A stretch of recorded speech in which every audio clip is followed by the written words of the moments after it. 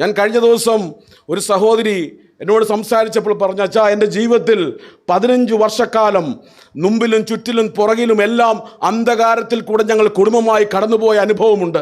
എന്നാൽ ആ അനുഭവങ്ങളിലൊക്കെയും ഈ വചനം എടുത്ത് വായിച്ച് ധ്യാനിക്കുമ്പോൾ എൻ്റെ ആത്മാവിലേക്ക് ദൈവം നൽകിയ ഒരു വെളിച്ചമുണ്ട്. അതുകൊണ്ടാണ് ആത്മഹത്യ ചെയ്യാതെ ഞങ്ങൾ ഇന്നും ജീവിക്കുന്നത്. ഇന്ന് രാത്രിയിൽ എന്നെ കേൾക്കുന്ന പ്രിയ ദൈവമക്കളെ, നമ്മുടെ ജീവിതത്തിൽ ഈ വചനത്തിൻ്റെ ശക്തി അതാണ്. നമ്മൾ കടന്നു പോകുന്ന ജീവിതത്തിൻ്റെ ഇരുളിൻ്റെ അനുഭവത്തിൽ, ഏകാന്തയുടെ അനുഭവത്തിൽ, ഒറ്റപ്പെടലിൻ്റെ അനുഭവത്തിൽ, രോഗത്തിൻ്റെ അനുഭവത്തിൽ നമുക്ക് വെളിച്ചം നൽകുന്നത് ദൈവത്തിൻ്റെ വചനമാണ്.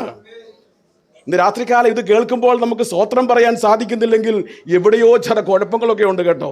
എവിടെയോ ചില കുഴപ്പങ്ങളുണ്ട്. വലിയ ആത്മാവിലേക്ക് പറയാ ചില കുഴപ്പങ്ങളുണ്ട്. കാരണം ദൈവത്തിൻ്റെ വചനം, ദൈവത്തെക്കുറിച്ച് പറയുമ്പോൾ നമ്മുടെ അകമയുള്ള മനുഷ്യൻ എന്തുണ്ടാകണം? അവിടെ സന്തോഷം വ്യാപിക്കണം. അഞ്ചാമതായിട്ട് ഇന്ന് രാത്രിയിൽ അല്ല, എല്ലാ വചന ശുശ്രൂഷയിലും നടക്കേണ്ട ഏറ്റവും പ്രധാനപ്പെട്ട കാര്യം, the word of God transforms. ദൈവത്തിന്റെ വചനം എന്താണ്? രൂപാന്തരം, മാനസാന്തരം കൊണ്ടുവരണം. അതാണ് ഇവിടുത്തെ ശുശ്രൂഷ കൊണ്ട് ഇവർ ആഗ്രഹിക്കുന്ന കാര്യം. ഇവിടെ പ്രഘോഷിക്കുന്നതായിട്ടുള്ള വചനം എന്തായിത്തീരണം? അത് മാനസാന്തരത്തിന്റെ അനുഭവം ഉണ്ടാകണം. ഇന്നലത്തെക്കാട്ടിലും കർത്താവിനോട് കൂടെ അടുക്കുവാൻ, കർത്താവിന്റെ സ്വഭാവത്തോട് ചേർന്ന് നിൽക്കുന്ന ഒരു ആത്മീക ജീവിതം നമുക്കുണ്ടാകണം. അങ്ങനെ ഉണ്ടാകുന്നില്ലെങ്കിൽ നമ്മുടെ ഈ വചന കേൾവി കൊണ്ട് യാതൊരു പ്രസക്തിയുമില്ല. അതുകൊണ്ടാണ് ഞാൻ പറഞ്ഞത്, ഏറ്റവും പ്രധാനപ്പെട്ട കാര്യം ഈ വചന കേൾവി എന്താണ്? നമുക്ക് രൂപാന്തരം ഉണ്ടാക്കണം. ഇന്നലത്തെക്കാട്ടിലും എൻ്റെ പ്രിയനെ പോലായിത്തീരുന്നൊരു അനുഭവം ഇന്ന് രാത്രികാലം നമുക്ക് ദൈവകരങ്ങളെ കേൾപ്പിക്കാം. കർത്താവ് ആഗ്രഹിക്കുന്നതും അതാണ്. നമ്മൾ വേഗത്തിൽ നമ്മുടെ വിഷയത്തിലേക്ക് മടങ്ങി വരികയാണ്. നമ്മൾ വായിച്ചതായിട്ടുള്ള ഫിലിപ്പിയ ലേഖനം 3-ാം അധ്യായത്തിൻ്റെ 18, 19, 20, 21 വചനങ്ങൾ നമ്മുടെ മുമ്പിൽ ചില ചോദ്യങ്ങൾ നമ്മുടെ മുമ്പിലേക്ക് വെക്കുകയാണ്. ആ 4 ചോദ്യങ്ങൾ ഞാൻ ആദ്യം ഒന്ന് നിങ്ങളുടെ മുമ്പിലേക്ക് വെച്ചുകൊണ്ട് അവസാനം നമുക്ക് അതിന് ഒന്നിച്ചുള്ള ഉത്തരം കണ്ടെത്തുവാൻ ദൈവസന്നിധിയിലേക്ക് സമർപ്പിക്കുന്നു. 4 ചോദ്യങ്ങൾ മനുഷ്യൻ എല്ലാ കാലത്തും ചിന്തിക്കുന്നതായിട്ടുള്ളൊരു വ്യക്തി ചോദിക്കേണ്ടതായിട്ടുള്ള 4 ചോദ്യങ്ങൾ. അതിൽ ഒന്നാമത്തെ ചോദ്യം, ഊ ആമായി, ഞാൻ ആരാണെന്നുള്ളൊരു ചോദ്യം ചോദിക്കുകയും അതിനുള്ള ഉത്തരം ദൈവത്തിൻ്റെ വചനത്തിൻ്റെ അടിസ്ഥാനത്തിൽ കണ്ടെത്തുവാനും സാധിക്കണം. രണ്ടാമത്തെ ഒരു പ്രധാനപ്പെട്ട ചോദ്യം, വേർ ഡു ഐ ബിലോങ്, ഞാൻ എവിടവുമായിട്ട് ബന്ധപ്പെട്ട് നിൽക്കുന്ന ഒരു വ്യക്തിയാണ്. 3 എന്ന് ചോദിച്ചാൽ മൂന്നാമത്തെ ചോദ്യം എന്താണ്? What do I live for, ഞാൻ എന്തിനാണ് ജീവിക്കുന്നത്? എൻ്റെ ജീവിതത്തിൻ്റെ ഉദ്ദേശം എന്താണ്? അവസാനത്തെ ചോദ്യം എന്താണെന്ന് ചോദിച്ചാൽ, where am I going after this life, ഈ ജീവിതത്തിന് ശേഷം ഞാൻ എങ്ങോട്ടേക്കാണ് പോകുന്നത്? ഈ 4 ചോദ്യങ്ങൾ ആത്മാർത്ഥമായി ഇന്ന് രാത്രികാലം ചോദിച്ചുകൊണ്ട് അതിനുള്ള ഉത്തരം ദൈവത്തിൻ്റെ വചനത്തിൻ്റെ അടിസ്ഥാനത്തിൽ കണ്ടെത്തുവാൻ സാധിക്കുമെങ്കിൽ നമ്മുടെ ആത്മീക ജീവിതം എന്താണ്? അത് ഭദ്രമാണ്, ക്രിസ്തുവിൽ ഭദ്രമാണെന്ന് ഉറപ്പിച്ച് പറയുവാൻ സാധിക്കും. ഫിലിപ്പിയ ലേഖനത്തിലേക്ക് വരുമ്പോൾ ഫിലിപ്പിയ ലേഖനത്തെക്കുറിച്ച് 1-2 വാക്കുകൾ പറഞ്ഞ് മുന്നോട്ട് പോകാൻ ആഗ്രഹിക്കുകയാണ്. പൗലോസ് ശ്ലീഹ എഴുതിയ ഒരു ലേഖനമാണ്, കാരാഗര ലേഖനങ്ങളിൽ ഒന്നാണ്. ഫിലിപ്പിയ പട്ടണത്തിൽ പൗലോസ് ശ്ലീഹ ശക്തമായിട്ടുള്ള തൻ്റെ ശുശ്രൂഷ ദൈവത്തിൻ്റെ ആത്മാവിനാൽ കാഴ്ചവെച്ചതായിട്ടുള്ളൊരു സ്ഥലമാണ്. പൗലോസ് ശ്ലീഹയെക്കുറിച്ച് പറയുമ്പോൾ നമുക്കറിയാം, ക്രിസ്തീയ സഭയുടെ തന്നെ അടിസ്ഥാന വചനത്തിൻ്റെതായിട്ടുള്ള ശില്പിയും അടിസ്ഥാനവുമായി ദൈവം എടുത്തുപയോഗിച്ചൊരു ദാസനാണ് പൗലോസ് ശ്ലീഹ. 27 പുതിയ നിയമ പുസ്തകങ്ങളിൽ 13 ഈ പൗലോസ് ശ്ലീഹയുടെ കയ്യിൽ കൂടെ ദൈവം എന്ത് ചെയ്തു? മാനവരാശിക്ക്, ദൈവമക്കൾക്ക് ദാനമായി നൽകി. ആ പൗലോസ് ശ്ലീഹയുടെ രണ്ടാമത്തെ മിഷണറി യാത്രയിൽ അദ്ദേഹം സ്ഥാപിച്ചതായിട്ടുള്ള ഒരു സഭയാണ് ഫിലിപ്പിയയിലുള്ള സഭ. ഈ സഭ ഗ്രീസിലെ മാസിഡോണിയ പട്ടണത്തിലുള്ള ഒരു സഭയാണ്. അനേക ദൈവമക്കൾ അവിടേക്ക് കൂടി കടന്നു വന്നു. എന്നാൽ അവിടെ ഒരു പ്രത്യേകതയുണ്ട്. ഇവരെ ഗ്രീസിലുള്ള മാസിഡോണിയ പട്ടണത്തിലാണ് ജീവിക്കുന്നെങ്കിലും ഈ ഫിലിപ്പിയ പട്ടണം എന്ന് പറയുന്ന സ്ഥലത്തുള്ള ആൾക്കാർ അവർ റോമൻ പൗരന്മാരാണ്. ഏകദേശം 1313 കിലോമീറ്റർ ദൂരമുള്ള ഈ റോമിലേക്കുള്ള അത്രയും ദൂരമുണ്ടെങ്കിലും ഇവർ ഗ്രീസിൽ താമസിച്ചുകൊണ്ടിരിക്കുമ്പോൾ തന്നെ അവരാരാണ്? അവർ റോമൻ പൗരന്മാരാണ്. അതല്ലെങ്കിൽ അവരുടെ വസ്ത്രധാരണം, അവരുടെ സംസ്കാരം, അവരുടെ ആഹാര രീതി എല്ലാം റോമിലുള്ളതുപോലാണ്. അങ്ങനെയുള്ള ഒരു സഭയിലെ വിശ്വാസികളോട് പറയുകയാണ്, എന്താണ്? നമ്മുടെ പൗരത്വം എവിടാ? അതാണ് അതിൻ്റെ പ്രസക്തി. അതായത് അവർ ഈ ഭൂമിയിൽ ജീവിക്കുമ്പോൾ തന്നെ ഗ്രീസിലാണ് ജീവിക്കുന്നെങ്കിലും അവരുടെ പൗരത്വം എവിടാ? റോമിലായിപ്പോൾ അവരോട് പറഞ്ഞ് പഠിപ്പിക്കുന്ന എന്താണ്? നമ്മുടെ പൗരത്വം എവിടെയാണ്? സ്വർഗത്തിലാണ്. എന്നാൽ ഇതിൻ്റെ 18-ാമത്തെ വചനത്തിലേക്ക് വരുമ്പോൾ 2 കൂട്ടം ആൾക്കാരെ കുറിച്ച് ഇവിടെ പൗലോസ്ലീഹ എടുത്തു പറയുന്നു. 18-ാമത്തെ വചനത്തിൽ നമ്മൾ ഇപ്രകാരം വായിക്കുന്നു. എന്താണ്? ഞാൻ പലപ്പോഴും നിങ്ങളോട് പറഞ്ഞതുപോലെ അനേകർ ക്രിസ്തുവിൻ്റെ ക്രൂശിന് ശത്രുക്കളായി നടക്കുന്നു എന്ന്. അന്നേരം ഒരു കൂട്ടം ആൾക്കാർ ആരാണ്? അവർ ക്രൂശിന്റെ ശത്രുക്കളാണ്. അത് ഇന്നുമുണ്ട്. ക്രിസ്തുവിന്റെ ക്രൂശിന് ശത്രുക്കൾ. അവരുടെ പ്രത്യേകതകൾ ഇവിടെ പൗലോസ്ലീഹ പറയുന്നുണ്ട്. ഒന്നെന്താ? അവരുടെ അവസാനം നാശം. അതാണ് ഏറ്റവും വലിയ നമ്മളെ വേദനിപ്പിക്കുന്നതായിട്ടുള്ളൊരു കാര്യം. ക്രിസ്തുവിന്റെ ക്രൂശിന്റെ ശത്രുക്കളുടെ അവസാനം എന്താണ്? നാശമാണ്. ഡിസ്ട്രക്ഷൻ, കംപ്ലീറ്റ് ആയിട്ടുള്ള ഡിസ്ട്രക്ഷൻ. പിന്നെ പറയുന്നത് എന്താണ്? അവരുടെ ദൈവം ആരാ? നമുക്കറിയാം, ദൈവം വയറ എന്ന് പറഞ്ഞാൽ അർത്ഥം അവരെ സംബന്ധിച്ചോളം തിന്നുക, കുടിക്കുക, ആനന്ദിക്കുക. അല്ലെങ്കിൽ അവരുടെ ജീവിതത്തിൽ അവരുടെ ഏറ്റവും വലിയ സന്തോഷം അതാണ്. പ്രയോറിറ്റി നമ്പർ 1 എന്ന് പറഞ്ഞാൽ സ്വന്തം ശരീരത്തിന്റെ വികാരത്തിന്റെ സുഖ ഇച്ഛയ്ക്ക് വേണ്ടി ജീവിക്കുന്നവർ. എന്നിട്ട് പറയുകയാണ്, എന്താണ് അടുത്തതായത്? അവർ ലജ്ജയായതിൽ, ഇന്ന് നമുക്കറിയാം ലജ്ജയായതിൽ എന്താണ്? മാനം തോന്നുകയാണ്. എന്ത് ലജ്ജാകരമായ കാര്യങ്ങൾ ചെയ്താലും അതിലെന്ത് ചെയ്യുക? അഭിമാനിക്കുകയാണ്, അല്ലേ? എത്ര പൈൻ്റ് അല്ലെങ്കിൽ എത്ര കുപ്പി കുടിച്ചു, അതൊരു വലിയ അഭിമാനമാണ്. എത്ര സിഗരറ്റ് വലിച്ചു, അത് വലിയൊരു അഭിമാനമാണ്. അല്ലെങ്കിൽ കുറച്ചുകൂടെ പറഞ്ഞാൽ എത്ര പേരെ ഇടിച്ചു, അത് വലിയൊരു അഭിമാനമാണ്. ഞാൻ പറയട്ടെ, പല അനുഭവ സാക്ഷ്യങ്ങൾ കേൾക്കുമ്പോഴും എൻ്റെ ചെറുപ്പത്തിൽ സ്നേഹപുരത്ത് ധാരാളം മദ്യപാനികൾ കടന്നു വന്ന് തങ്ങളുടെ അനുഭവ സാക്ഷ്യം പറയുമായിരുന്നു. എന്നാൽ ചിലരൊക്കെ പറയുമ്പോൾ അവിടെ ഇരുന്നുകൊണ്ട് തന്നെ ഞങ്ങൾ പറയും, ഈ മാനസാന്തരം അധികം പോകത്തില്ല. കാര്യം എന്താണെന്നറിയാമോ? അവരെ രക്ഷിച്ച കർത്താവിനെക്കാട്ടിൽ ഉപരിയായി അവർ പറയുന്ന എന്താണെന്ന് ചോദിച്ചാൽ, കഴിഞ്ഞ പ്രാവശ്യം ഞാൻ ഒറ്റ ഇരിപ്പിന് 4 കേസ് കുടിച്ചു. അതിലാണ് സന്തോഷം. അതായത് കഴിഞ്ഞ കാലത്തിൽ അവർ ചെയ്ത ലജ്ജയായിട്ടുള്ള കാര്യത്തിൽ എന്താണ്? അഭിമാനം കൊള്ളുന്ന അനുഭവം. എന്നിട്ട് പറയുന്നു എന്താണ്? അവർ ഭൂമിയിലുള്ളത്. വേഗത്തിൽ ചിന്തിച്ചാൽ ക്രൂശിന് ശത്രുക്കളായിട്ടുള്ളവരുടെ ജീവിതത്തിൽ അവരുടെ ചിന്ത മുഴുവൻ എന്താ? ഈ ഭൂമിയിലുള്ളത് മാത്രമാണ്. ഈ ഭൂമിയിലുള്ള സ്ഥാനമാനങ്ങൾ, ഈ ഭൂമിയിലുള്ള സമ്പത്ത്, ഈ ഭൂമി നൽകുന്ന മാനം, അതിൽ മാത്രം ഒതുങ്ങി ജീവിക്കുന്നവർ.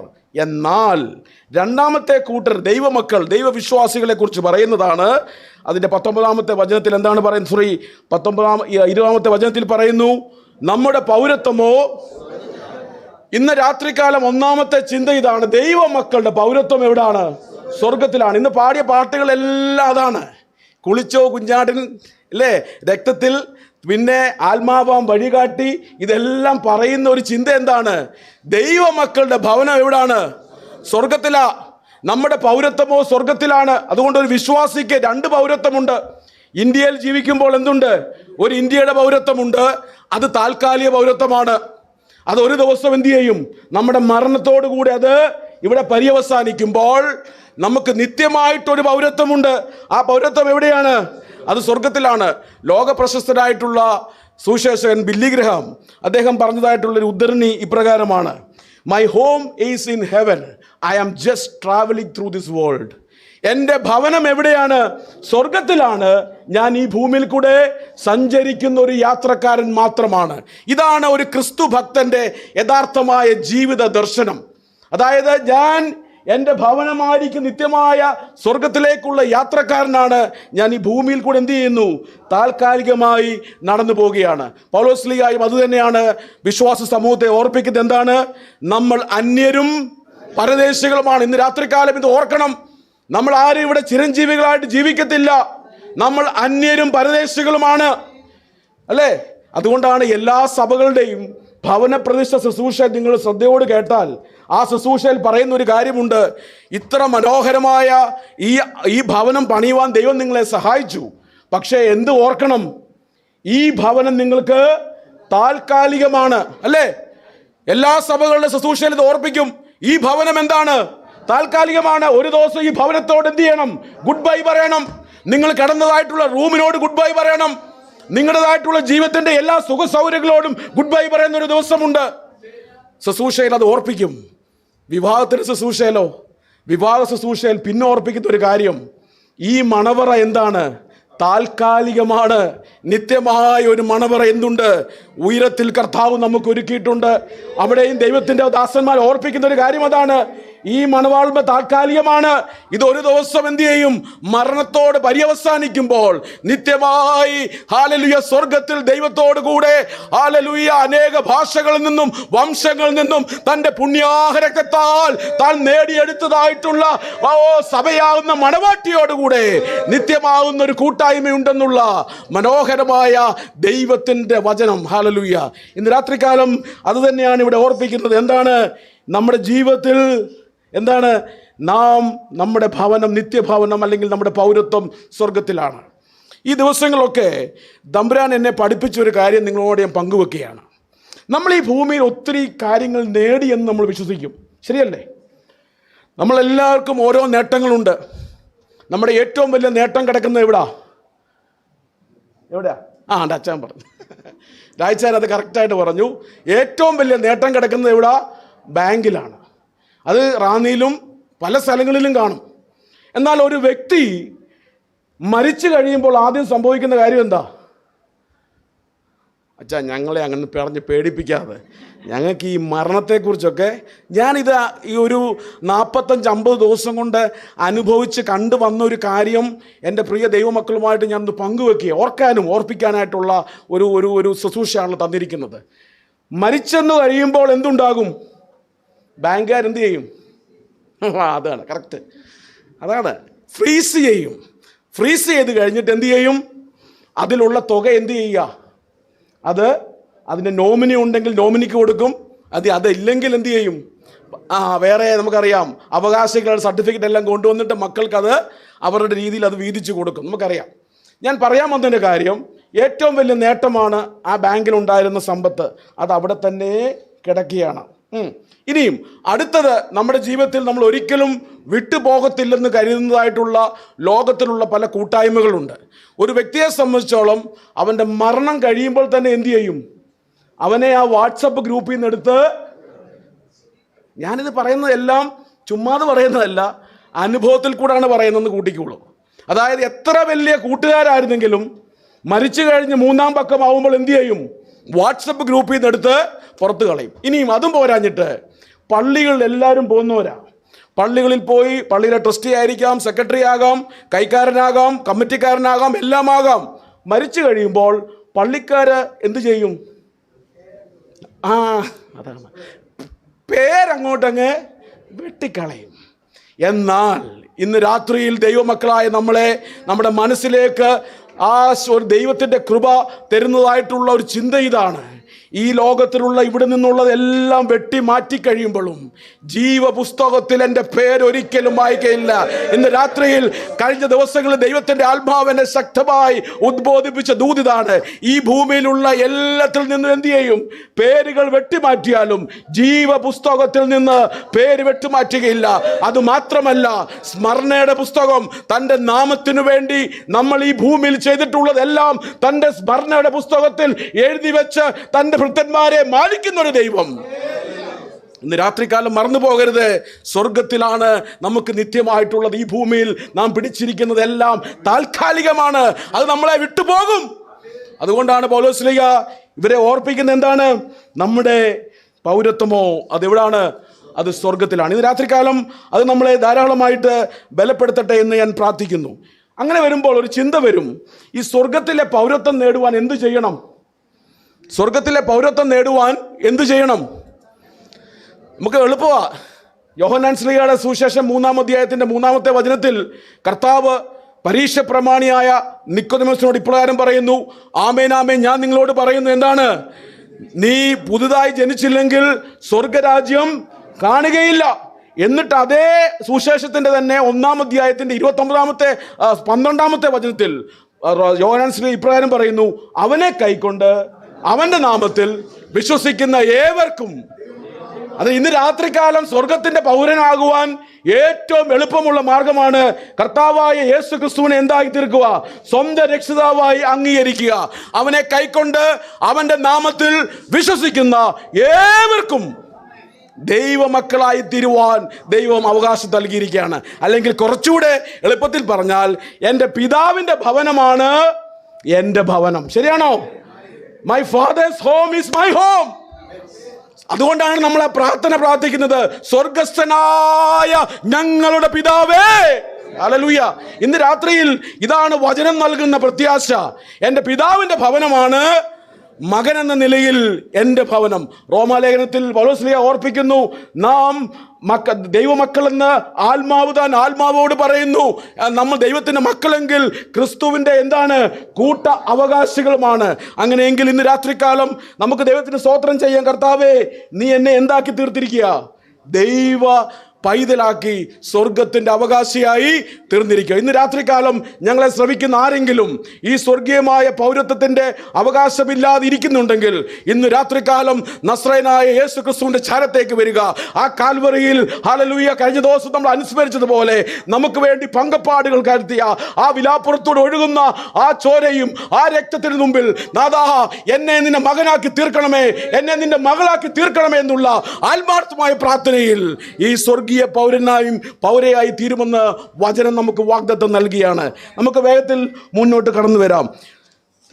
ഇനിയും ഈ സ്വർഗീയ പൗരന്മാരുടെ ജീവിതത്തിലുള്ള ചില പ്രത്യേകതകൾ നമുക്ക് നോക്കാം. ഒന്നാമതായിട്ട് ഇവരുടെ പ്രത്യേകത എന്ന് പറയുന്നത്, the God is at the very centre of their life. ജീവിതത്തിൻ്റെ നെടുനായകത്തിൽ ആരാണ്? ദൈവമാണ്. അതല്ലെങ്കിൽ ജീവിതത്തിൽ ഒന്നാമത്തെ പ്രയോറിറ്റി, മുൻഗണന ആർക്കാണ്? ദൈവത്തിനാണ്. സ്വർഗത്തിൻ്റെ പൗരന്മാർക്ക് ചിന്ത ആരെക്കുറിച്ചേ ഉള്ളൂ? സ്വർഗീയമായ പിതാവിനെ കുറിച്ചാണ്. അത് നമ്മുടെ ജീവിതത്തിൽ ഇല്ലെങ്കിൽ ഇന്ന് രാത്രികാലം ഓർത്തോണം, നമ്മുടെ ചിന്ത മുഴുവൻ ഈ ജഡത്തിലും ഈ ജഗത്തിലുമാണെന്ന് ഓർക്കുക. ഒന്നാമത്തെ പ്രത്യേകത, സവിശേഷത എന്താണെന്ന് ചോദിച്ചാൽ എന്താണ്? The God should be at the very centre of their life. ജീവിതത്തിൻ്റെ നെടുനായകത്വം അല്ലെങ്കിൽ കേന്ദ്ര ഭാഗത്ത് ആരാണ്? ദൈവമാണ്. എല്ലാ കാര്യം ചെയ്യുമ്പോഴും ആ ദൈവത്തെ മുൻനിർത്തിക്കൊണ്ടുള്ളൊരു ജീവിതം. രണ്ട്, ഒരു പ്രാർത്ഥനയാണ്. ഗെത്സമനയിൽ കർത്താവ് പ്രാർത്ഥിച്ച ഒരു പ്രാർത്ഥന എന്താണ്? Lord let your will be done in my life. എന്താണ്? ദൈവമേ, നിന്റെ ഇഷ്ടം എന്ത് ചെയ്യുക എൻ്റെ ജീവിതത്തിൽ ഇതായിരിക്കണം നമ്മുടെ പ്രാർത്ഥന. ഒരു സ്വർഗീയ പൗരന്റെ ജീവിതത്തിൽ വേറെ ഒരു പ്രാർത്ഥന പ്രാർത്ഥിക്കുവാൻ അധികാരമില്ല. എനിക്കത് വേണം ഇത് വേണം എന്നുള്ളതല്ല. പിതാവേ, നിന്റെ ഇഷ്ടം, let your will be done in my life. അതിനെ കൂടുതലൊന്നും വേണ്ട, അതിൽ കുറച്ചൊന്നും വേണ്ട, അതല്ലാതെ വേറൊന്നും എനിക്ക് വേണ്ട. രണ്ടാമത്തെ ഒരു പ്രത്യേകത, ഈ ഒരു പ്രാർത്ഥന പ്രാർത്ഥിക്കുന്ന, ഗെത്സമന തോട്ടത്തിൽ കർത്താവ് പ്രാർത്ഥിച്ച ആ മഹനീയമായ പ്രാർത്ഥന പ്രാർത്ഥിക്കുന്ന ഒരു വ്യക്തിയായിരിക്കണം. മൂന്ന്, they are living in the light of eternity. നിത്യതയുടെ വെളിച്ചത്തിൽ ജീവിക്കുന്നവരായിരിക്കണം. എന്താണ്? നിത്യതയുടെ വെളിച്ചത്തിൽ, ഓരോ ദിവസവും നിത്യതയുടെ വെളിച്ചത്തിൽ ജീവിക്കുന്നവരായിരിക്കും. ജീവിതത്തിൽ കുറവുകളും കുറ്റങ്ങളും ഒക്കെ വരുമ്പോൾ ആ ദൈവസന്നിധിയിലേക്ക് പോയി, കർത്താവേ, ഇതിന് തടസ്സമായി നിൽക്കുന്ന ഈ അനുഭവങ്ങൾ എന്ത് ചെയ്യണം? എന്നെ കഴുകി ശുദ്ധീകരിക്കണം എന്നുള്ള പ്രാർത്ഥനയോടുകൂടെ ദൈവസന്നിധിയിലായിരിക്കുന്ന ഒരു അനുഭവം. ഞാൻ ഈ സമയത്ത് ഒരു സംഭവ കഥ ഓർക്കുകയാണ്. നമ്മളൊക്കെ സ്വർഗത്തിൻ്റെ പൗരന്മാരാണ്, പക്ഷെ ചില സമയത്ത് എന്താവും? ചില സമയത്ത് ഭൂമിയിലെ പൗരന്മാരാവും. ഒരു നടന്ന സംഭവം, വ്യക്തികളുടെ പേരൊന്നും പറയുന്നില്ല. ഒരു സഭയിലെ ഒരു വൈദികൻ, തൊട്ടടുത്ത് താമസിക്കുന്ന കൊച്ചാപ്പി ചേട്ടൻ ഒരു പ്രത്യേകതയുണ്ട്. കൊച്ചാപ്പി ചേട്ടൻ രാത്രിയിൽ ചില മാജിക്ക് കാണിക്കും. അതെന്നാന്ന് ചോദിച്ചാൽ, ഇവിടെ കിടക്കുന്ന സർവേക്കല്ല് പിറ്റേ ദിവസം രാവിലെ ആകുമ്പോൾ എവിടെ വരും? ഇവിടേക്ക് വരും. അച്ഛൻ രാവിലെ എഴുന്നേറ്റ് വരുമ്പോൾ വലിയ അത്ഭുതം നടന്നിരിക്കുക. ചെങ്കടിൽ നിന്ന് വെള്ളം കയറിയതുപോലെ എന്തു ചെയ്യും? മാറിയതുപോലെ കല്ലിവിടെ വരും. പുള്ളി ഇറങ്ങിച്ചെല്ലും, വഴക്കുണ്ടാക്കും. പിന്നെയും ഈ കല്ല് എവിടേക്ക് വരും? പഴയ സ്ഥാനത്തേക്ക് വരും. എല്ലാ ദിവസങ്ങളും ഇങ്ങനെ പ്രശ്നങ്ങൾ നടന്നുകൊണ്ടിരിക്കുമ്പോൾ ഒരു ദിവസം ഈ സഹി കെട്ടിട്ട് അച്ഛൻ എന്ത് ചെയ്തു? ഈ അച്ഛൻ കൊച്ചാപ്പി ചേട്ടൻ്റെ നേരെ ചാടി ചെല്ലുക. ചെന്ന് കഴിഞ്ഞിട്ട് പറഞ്ഞു, ഇന്നുകൊണ്ട് നിൻ്റെ ഈ മാജിക് ഷോ ഞാൻ എന്ത് ചെയ്യും? ഇവിടം കൊണ്ട് ഞാൻ അങ്ങോട്ട് നിർത്താൻ പോവുകയാണ്. അദ്ദേഹം പഴയ ഒരു വിപ്ലവ നായകനോടായിരുന്നു. അച്ഛനാണെന്നുള്ള ഓർമ്മ എന്ത് ചെയ്തു? കുറേ നേരത്തേനങ്ങ് മറന്നുപോയി. അദ്ദേഹം കൈയൊക്കെ ഒന്ന് മടക്കി മുമ്പോട്ട് വന്നപ്പോൾ അദ്ദേഹത്തിൻ്റെ പിതാവ് ഒരു വലിയ ദൈവദാസനാണ്, വളരെ സുശേഷ വില ചെയ്ത ദൈവദാസനാണ്. അദ്ദേഹം ചാടി പറഞ്ഞു, മോനെ, അച്ഛാ അകത്തോട്ട് പോയിക്കട്ടെ, ഒരു കാര്യം ഞാൻ ഒന്ന് പറഞ്ഞോട്ടെ. ഈ പറയുന്ന സ്ഥലം അല്ലെങ്കിൽ ഈ സ്ഥലം കൊച്ചാപ്പിക്കുള്ളതാണ്. കാര്യം മനസ്സിലായോ? ആർക്കെങ്കിലും മനസ്സിലായോ? ഈ സ്ഥലം കൊച്ചാപ്പിക്കുള്ളതാണ്. ആർക്കും മനസ്സിലായില്ല. മനസ്സിലായെന്ന് പറഞ്ഞേ, മനസ്സിലായെന്ന് പറഞ്ഞിരിക്കാതെ എന്ത് മനസ്സിലായി? അതാണ് ആ അപ്പച്ചൻ പറഞ്ഞു കൊടുത്ത സുവിശേഷ ദർശനമാണ്. എൻ്റെ പൊന്നുമോനെ, നീ ഇന്നല്ലെങ്കിൽ നാളെ നിനക്കിവിടെ ഉള്ളതല്ല. ഇത് ഈ ഇത്രയും നാളും സുവിശേഷത്തെ അംഗീകരിക്കാതെ ദൈവമായിട്ട് ബന്ധമില്ലാതെ ജീവിക്കുന്ന ഈ വ്യക്തി ഇവിടെ തന്നെയായിരിക്കും. അവന്റെ ജീവിതത്തിൽ അവൻ ഈ ഭൂമിയിലുള്ളതാണ്. അതുകൊണ്ടാണ് പഴമക്കാർ പറയുന്നത് മണ്ണെ പ്രതി മാണിക്യം വെടിയല്ലേ. അതാണ് ഏറ്റവും വലിയ ദർശനം. ആ ദൈവദാസൻ തന്റെ മകനായ പട്ടക്കാരോട് പറഞ്ഞെന്താണ്? ഇത് കൊച്ചാപ്പിക്കുള്ളതാണ്, നിനക്കുള്ളതല്ല. നീ ഒരു ദിവസം എന്ത് ചെയ്യണം? ഇവിടം വിട്ടു പോകേണ്ടവനാണ്. അതല്ല കർത്താവിന്റെ പുനരാഗമനത്തിൽ അത് അന്നാണെങ്കിൽ അന്നും നീ ദൈവത്തിൻ്റെ കൂടെ പോകേണ്ടവനാണ്. അതുകൊണ്ട് ഈ താൽക്കാലികമായിരിക്കുന്ന പ്രതിസന്ധി എന്ത് ചെയ്യുക? മുന്നോട്ട് തള്ളി ജീവിക്കുക എന്ന് പറഞ്ഞൊരു അനുഭവം ഞാൻ ഓർക്കുകയാണ്. അമേരിക്കയിലെ പ്രശസ്തമായിട്ടുള്ള ഫുള്ളർ തിയോളജിക്കൽ സെമിനാരി അവർ വലിയ പഠനം നടത്തി. വിശുദ്ധ വചനത്തിലെ ധാരാളം ദൈവദാസന്മാരുടെയും ദൈവദാസിമാരുടെയും ജീവിതമായിരുന്നു പഠന വിഷയം. ആ പഠനത്തിൽ അവസാനം അവർ കണ്ടുപിടിച്ചതായിട്ടുള്ള അതിൻ്റെ റിസർച്ചിൻ്റെ അവസാനം ഇങ്ങനെയാണ് അതിൽ പബ്ലിഷ് ചെയ്തിരിക്കുന്നത്. തങ്ങളുടെ ജീവിതം, ആത്മീക ജീവിതം ഓട്ടം ഓടി തുടങ്ങിയതായിട്ടുള്ള ഈ വിശുദ്ധ വചനത്തിലുള്ള അനേക ദൈവദാസിദാസന്മാരിൽ 30% പേർ മാത്രമേ തങ്ങളുടെ ഓട്ടം എന്ത് ചെയ്തിട്ടുള്ളൂ? നന്നായി ഓടി പര്യവസാനിച്ചിട്ടുള്ളൂ. മറന്നു പോകരുത്, 3-ൽ 1. ഇന്ന് രാത്രിയിൽ നമ്മളിവിടെ എല്ലാവരും വചനം കേൾക്കുന്നു. നമ്മുടെ ജീവിതത്തിൽ എല്ലാ കാര്യങ്ങളും ഉണ്ട്. പക്ഷേ നമ്മൾ ഓടേണ്ട പോലെ ട്രാക്കിൽ ഓടിയില്ലെങ്കിൽ അവിടേക്ക് എന്ത് ചെയ്യില്ല? എത്തുകയില്ല എന്ന് ഇന്ന് രാത്രികാലം നമ്മൾ ഓർത്തു നോക്കുക. അതായത് അതുകൊണ്ടാണ് ഓർപ്പിച്ചത്, 3-ൽ 1 പേര് മാത്രമേ എവിടെ ചെന്നുള്ളൂ? ഈ സ്വർഗീയമായിട്ടുള്ള ഈ ഒരു അനുഭവത്തിൽ ചെന്നിട്ടുള്ളൂ. അതുകൊണ്ട് നമ്മുടെ ജീവിതത്തിൽ കർത്താവേ, ആ സ്വർഗത്തിൻ്റെ പൗരൻ എന്ന നിലയിൽ സ്വർഗീയമായ ദർശനത്തിൽ നിറഞ്ഞുകൊണ്ട് നീ എന്നെ ഏൽപ്പിച്ച ശുശ്രൂഷ എന്ത് ചെയ്യുക? ധൈര്യത്തോട് ചെയ്യുവാൻ എന്നെ സഹായിക്കണമേ. മണ്ണെ പ്രതി മാണിക്യം വെടിയുവാൻ എന്നെ സമ്മതിക്കല്ലേ. അതായിരിക്കട്ടെ നമ്മുടെ ജീവിതത്തിലെ ഒന്നാമത്തെ ഏറ്റവും വലിയ ആത്മീയമായ താല്പര്യം. 2, ഇങ്ങനെയുള്ള അല്ലെങ്കിൽ സ്വർഗത്തിൻ്റെ ദർശനത്തിൽ ജീവിക്കുന്ന വിശ്വാസികൾക്ക് ദൈവം കൊടുക്കുന്ന പ്രത്യാശയാണ് 20-ാമത്തെ വചനത്തിൽ പറയുന്നത്. എന്താണ്? നമ്മുടെ പൗരത്വമോ സ്വർഗത്തിലാകുന്നു, അവിടെ നിന്ന് കർത്താവായ യേശു ക്രിസ്തു എന്താ വരും? 2ാമത് ഇങ്ങനെയുള്ള, അതായത് സ്വർഗീയ ദർശനത്തിൽ ജീവിക്കുന്ന ഒരു വിശ്വാസിക്ക് ദൈവം കൊടുക്കുന്ന പ്രത്യാശ എന്താണെന്ന് ചോദിച്ചാൽ കർത്താവിൻ്റെ പുനരാഗമനം, 2ാമത്തെ വരവ്. അതാണ് നമ്മുടെ ജീവിതത്തിലെ എല്ലാ കാലത്തും പ്രത്യാശ. ക്രിസ്തീയ സഭയുടെ ഏറ്റവും വലിയ പ്രത്യാശ അതാണ്. കർത്താവായ യേശു ക്രിസ്തു എന്ത് ചെയ്യും? മടങ്ങി വരും. ഈ കാലത്ത് ധാരാളം ആൾക്കാർ പറയുന്നു കർത്താവ് വന്നുപോയി, അല്ലെങ്കിൽ കർത്താവ് ഇനി എന്ത് ചെയ്യില്ല, വരികയില്ല എന്ന് പറയുമ്പോൾ പൗലോസ്ലീഹ പറയുന്നു, സഭയോട് പറയാണ്, നമ്മുടെ ഏറ്റവും വലിയ വിശ്വാസം, പ്രത്യാശ എന്നാണ് ചോദിച്ചാൽ കർത്താവിൻ്റെ മടങ്ങി വരവ്. ഈ കാലങ്ങളിൽ നമ്മളത് മറന്നു പോകരുത് എന്ന് ഓർപ്പിക്കുകയാണ്. പുതിയ നിയമത്തിലെ 23 പുസ്തകങ്ങളും കർത്താവിൻ്റെ മടങ്ങി വരവിനെ കുറിച്ച് ശക്തമായി നമ്മളെ പഠിപ്പിക്കുന്നുണ്ട്. അതുകൊണ്ട് സ്വർഗത്തിൻ്റെ ദർശനത്തിൽ ജീവിക്കുന്ന ദൈവമക്കൾ ജീവിതത്തിൽ പ്രത്യാശയായി സ്വീകരിക്കേണ്ട ഒരു കാര്യം എന്താണെന്ന് ചോദിച്ചാൽ എന്ത്? കർത്താവിൻ്റെ പുനരാഗമനം. അതുകൊണ്ട് നമ്മുടെ ജീവിതത്തിൽ ദൈവത്തിൻ്റെ സന്നിധിയിൽ നമ്മളായിരിക്കുമ്പോൾ നന്ദി നിറഞ്ഞ ഹൃദയത്തോട് ദൈവത്തിന് സ്തോത്രം ചെയ്യാം. കർത്താവെ, അവിടുത്തെ പുനരാഗമനത്തെ നോക്കി ജീവിപ്പാൻ നീ എന്നെ സഹായിക്കണമേ. ലോകപ്രശസ്തനായിട്ടുള്ള വചന പണ്ഡിതൻ വില്യം ബാർക്ലി അദ്ദേഹം പറഞ്ഞിട്ടുള്ളൊരു ഉദ്ധരണി എന്നെ ഒത്തിരി ബലപ്പെടുത്തുന്നുണ്ട്. അതായത് ആ ഉദ്ധരണി ഇങ്ങനെയാണ് പറയുന്നത്: the best way to prepare for the second coming of Christ is to never forget his presence. യേശു ക്രിസ്തുവിൻ്റെ 2ാമത്തെ വരവിന് വേണ്ടിയുള്ള ഒരുക്കത്തിൽ നമ്മൾ ഏറ്റവും ആഗ്രഹിക്കേണ്ട ഒരു കാര്യം അവൻ്റേതായിട്ടുള്ള സാന്നിധ്യത്തെക്കുറിച്ചുള്ള മറവി നമുക്കുണ്ടാകുവാൻ പാടില്ല. എന്താണ്? എല്ലാ ദിവസവും ദൈവ സാന്നിധ്യത്തെക്കുറിച്ചുള്ളൊരു ഓർമ്മ നമ്മുടെ ഭവനങ്ങളിൽ ഉണ്ടായിരിക്കണം. ഞാൻ ഈ വിഷയം തയ്യാറാക്കുമ്പോൾ എൻ്റെ മനസ്സിലേക്ക് വന്ന ചില ചിന്തകൾ, പ്രായോഗികമായ ആത്മീകമായിട്ടുള്ള അനുഭവങ്ങൾ പങ്കുവെക്കുകയാണ്. ക്രിസ്തുവിൻ്റെ 2ാമത്തെ വരവിന് വേണ്ടി നമ്മൾ ഒരുങ്ങണമെങ്കിൽ ഏറ്റവും പ്രായോഗികമായ കാര്യം എന്താ? എല്ലാ ദിവസവും ക്രിസ്തുവിനെ കുറിച്ച് ആലോചിച്ച് അനുസ്മരിക്കുക. അതിനെന്താണ് സാധ്യത? 1, നമ്മുടെ പൂർവ്വപിതാക്കന്മാർ നമ്മളെ പഠിപ്പിച്ചുകൊണ്ടൊരു കാര്യമുണ്ട്. എന്താണ്? പ്രാർത്ഥന. ഇന്ന് പകൽക്കാലം ഞങ്ങളുടെ അടുത്ത് ഒരാൾ പ്രാർത്ഥിക്കാൻ വന്നു. ദൈവാത്മാവ് വെളിപ്പെടുത്തി, നാളുകളായിട്ട് എന്തില്ല? കുടുംബത്തിൽ കുടുംബ പ്രാർത്ഥനയില്ല. എൻ്റെ പ്രിയ മക്കളെ, ഞാൻ ഇന്ന് രാത്രികാലം ഓർപ്പിക്കാൻ ആഗ്രഹിക്കട്ടെ, ക്രിസ്തുവിനെ കുറിച്ചുള്ള അനുസ്മരണത്തിന് ഏറ്റവും നല്ല ആത്മീകമായ ഡിസിപ്ലിൻ നമ്പർ 1 കുടുംബത്തിലുള്ള പ്രാർത്ഥന. അത് രാവിലെയും വൈകിട്ടും എന്തുണ്ടാകണം? കുടുംബത്തിൽ പ്രാർത്ഥന ഉണ്ടായിരിക്കണം. നമ്മുടെ കുടുംബത്തിൻ്റെതായിട്ടുള്ള അനുഭവം, കുടുംബം അൾത്താരയായി തീർന്ന അനുഭവം, പള്ളിയെക്കാട്ടിലും കൂടുതൽ ദൈവത്തിൻ്റെ സാന്നിധ്യം അനുഭവിക്കുന്ന ഒരു ഇടമാണ് നിന്റെ ഭവനം. അതുകൊണ്ട് ഇന്ന് രാത്രികാലം ക്രിസ്തുവിനെ കുറിച്ച് ഓർക്കണമെങ്കിൽ ഒന്നാമതായിട്ട് വേണ്ടുന്നത് കുടുംബത്തിൽ മുടങ്ങിപ്പോയിട്ടുള്ള കുടുംബ പ്രാർത്ഥനകൾ പുനഃസ്ഥാപിക്കണം. അത് സ്വർഗത്തിന്റെ ദർശനമുള്ളവർക്കേ സാധിക്കത്തുള്ളൂ. അല്ലെങ്കിൽ എന്താണ്?